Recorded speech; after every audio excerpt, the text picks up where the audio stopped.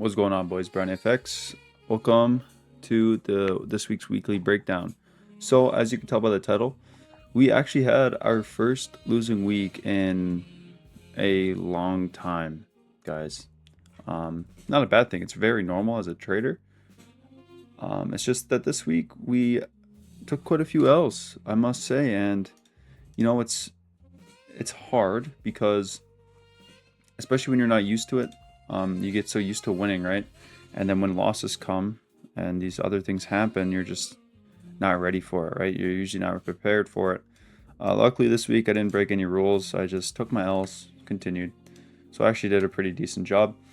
But we're going to be going over the trades I did take and the trades I should have taken this week. So yeah, we did have one winning trade this week. It was Monday, and then Tuesday was break even. Wednesday was break even followed by a loss, and as well as Thursday was also a loss. And I believe on Tuesday, the day that we went break even, I also took an Asia loss. So yeah, it was just terrible week for me in the strat. There was lots of opportunity. It's just like I literally didn't capitalize on a lot of the opportunities. So just, yeah, like we would have a really good setup on M&Q, and then I would take MYM. Or there'd be a really good setup on MYM, and I'd end up taking M&Q. Like, it was just, anyways. But yeah, let's get right into it. So, M&Q. Let's go over M&Q first. We'll go straight to Friday. See what we could have done this week. Actually, Friday was a bank holiday, so we're not going to do Friday. So, Thursday. We took an L on M&Q longs. I do believe MYM looked like poo this day, but I guess we'll check afterwards. So, M&Q, market open. These were our levels. They're kind of just here and here, I guess. These levels looked a lot better on the 15, I do remember. Yeah, 15-minute levels looked really strong. And our point of control was from here. So we had a decent point of control as well. This wasn't a bad, like, start to the session or anything. Let's just see what happens. I believe I would have been in the trade. I think this was the trade I took, actually. So already we have this very nice push down, right? So we basically wicked our level. It's like, that is a pretty big spread. It's like 20 points away. However, we basically hit our level and we had this reversal. Based off that and breaking through this value area low, I'm taking longs from here until the point of control. And this is what we took. This was actually like an S tier trade. I'm going to show you guys what happened. This was very unfortunate. I remember this clear as day. So on the 1 minute, you guys see these little wicks? So I placed a buy stop right here at, actually no, mine was at 16. 30,116, right? I'll even go back one more minute just to show you guys what happened. I placed a buy stop at 30,116. Right there, ish. Right there, right? And for whatever reason, this candle right here, this wick, the wick I'm about to show, somehow entered me. I'm really not sure how. And the thing is with my copy trader is everything just follows along my copy trader. So I took the main account, my leader account was on top step on this day.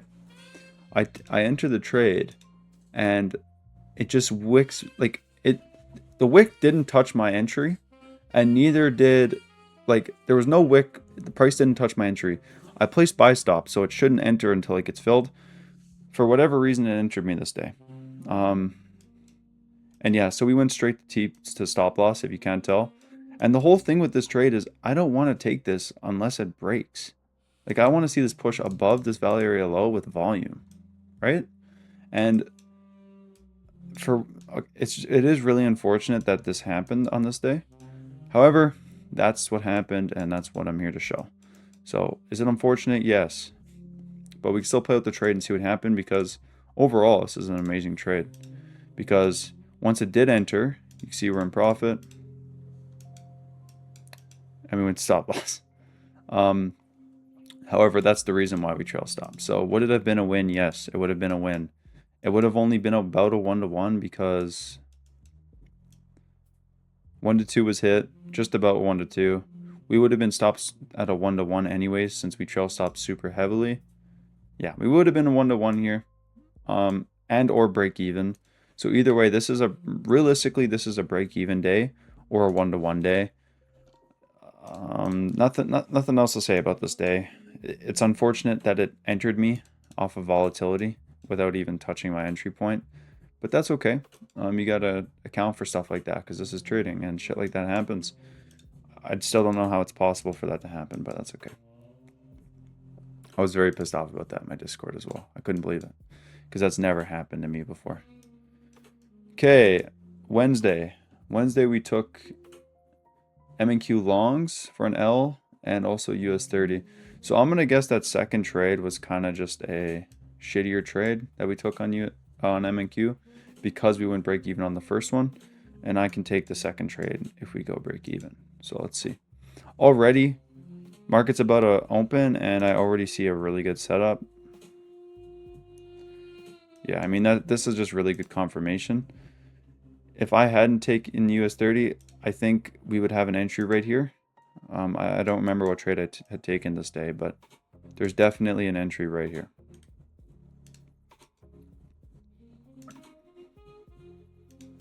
Still no entry. More wicks, more wicks. This is just more confluence for us. Okay, no entry. This is a great setup though.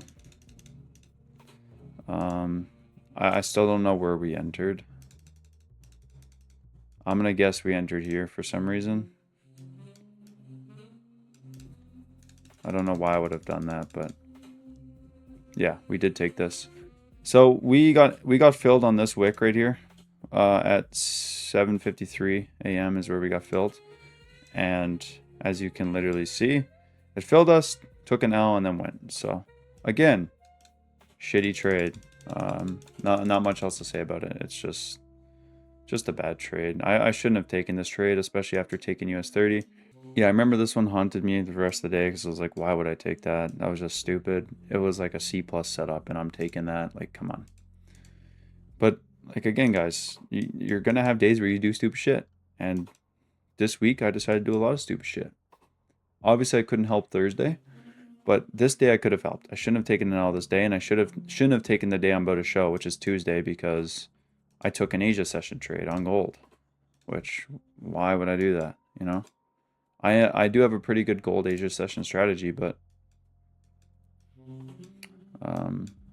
that wasn't we shouldn't have been trading that. So, all right. Next day, Tuesday, we took US30 this day, but we could still check and see if we had a setup because the levels actually look pretty decent. I'm not gonna lie. So let's see. So we have a break, bit of a retrace. We already could have taken these longs. There's no reason why we shouldn't have taken these longs. So yeah, I mean, it just hit for a 1 to 3.5. Could even hold for longer, which would have been a 1 to 5. There's just no retracing at all in this either. Trail stopped, trail stopped, trail stopped, still not stopped out, halfway up to this candle, and you're stopped out for a 1 to 5.8. There's just no reason why I shouldn't have taken these longs in this day. This is just a perfect breakout through our level. Again, this is why I'm discretionate though. It did happen really quick, and in the moment I was eyeing down US30. Again, I don't know why I took US30 this day, but we took a US30 long and it went break even. So already though, as you can see, we had opportunity to win on this day and I didn't capitalize. So is it really that bad of a PA week? No, it's just me and a lack of trading. This is just bad trading from me, from my end. So I need to tighten up this week. All right, Monday. These levels are a little odd this day. I really don't like these levels, not gonna lie. I do remember what we took. I just gotta watch it and see. So, great levels. Market opens. Nice wick out. Yeah.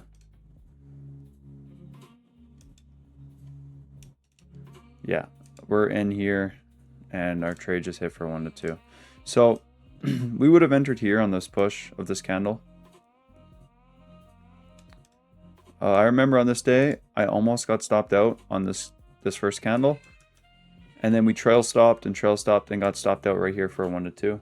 1 to 2.2, yeah. So about right here, we got stopped out. So great trade. Very easy game time trade. Just almost got stopped out. Very, very close to getting stopped out this day, meaning that we should have had a larger stop loss. But it worked out in our favor, so forget about it, right? So let's go over to US 30, see what was over there. That's it for NAS. Again, like the PA wasn't that bad. It was just, we didn't capitalize when we should have. It's that simple. And owning up to your mistakes is part of it. You guys aren't going to be perfect every day. You're not going to take the perfect setup every single day. And you're not going to get an S plus setup every day. It's that simple. All right.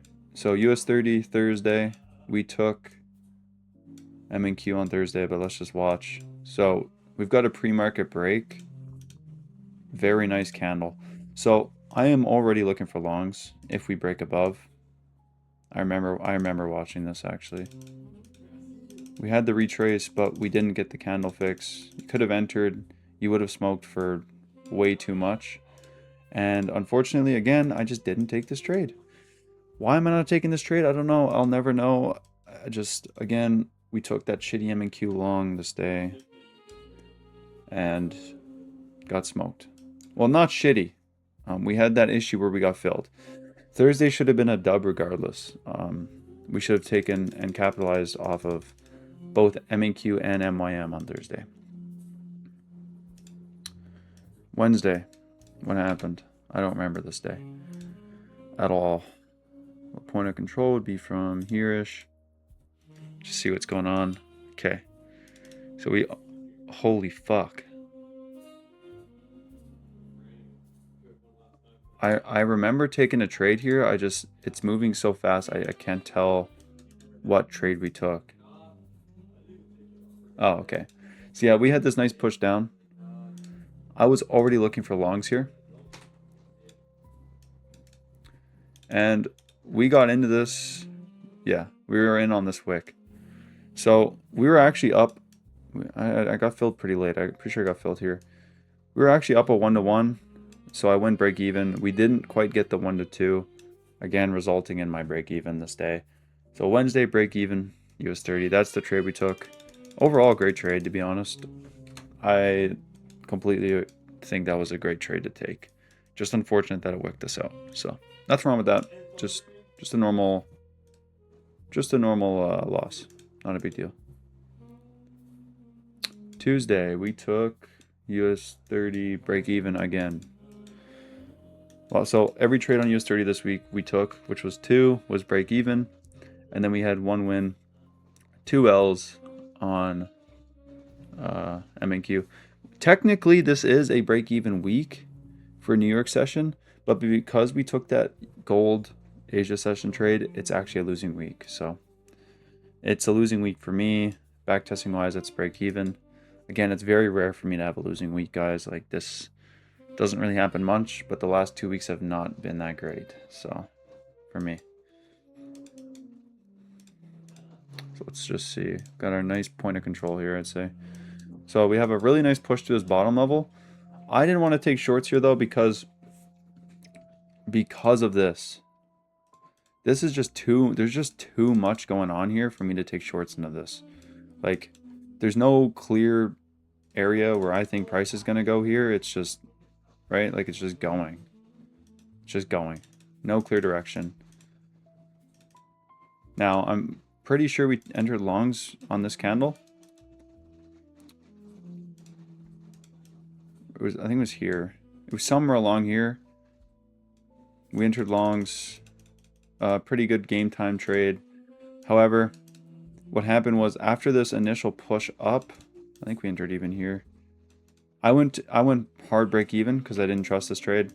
My Discord actually won on this trade.